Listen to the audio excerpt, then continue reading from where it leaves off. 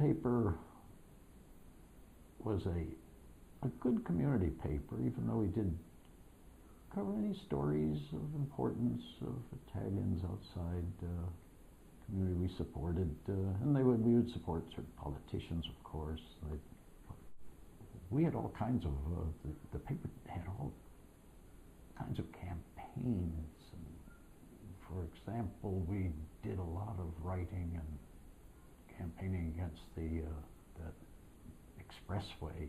That expressway did cut off, both psychologically and physically, when it was up.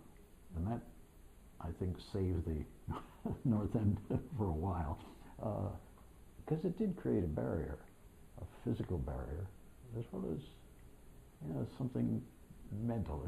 You don't want to go under there. You didn't want to go under that day. That wife, who I was staying overnight in the hospital down at Mass General, and she left me very early, and 12, 1 and 2 o'clock in the morning. Couldn't get a taxi, and she walked home.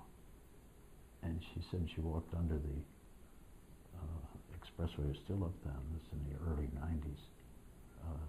It was still up, and walked home. And as soon as she came on the other side, onto the North End side, she felt so much safer. Now she's home. She's in North End. She's safe. It was 3 in the morning or so. But this is, I don't know if that's that's still there. That feeling is still there anymore. I don't know. But it was and of course, this is, now that you think of it, this is a fantastic location for a neighborhood. It's amazing. It wasn't, it's almost a miracle it wasn't all torn down and turned into buildings like this one. Years ago, the whole thing, like the West End, because it's such a wonderful location, so close to town. So the fact that we have some zoning laws that prevent a lot of more high-rises here, that should prevent them, so it'll still retain its character, at least for a while. Because there are stereotypes, and they weren't quite right. Those stereotypes are.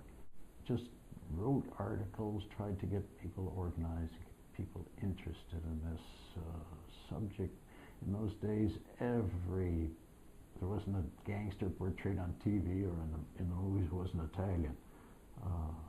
The cops were Irish, the crooks were Italians, and well, there were stereotypes that still exist. Some of my friends here recently in the building complained about the stereotypes in The Sopranos, and they didn't like The Sopranos either.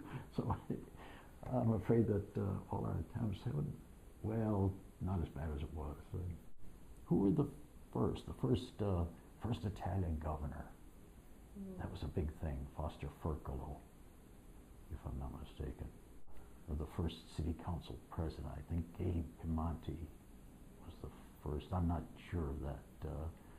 Always these firsts were very important. Just as today, the first black governor. Wow, that's something historic.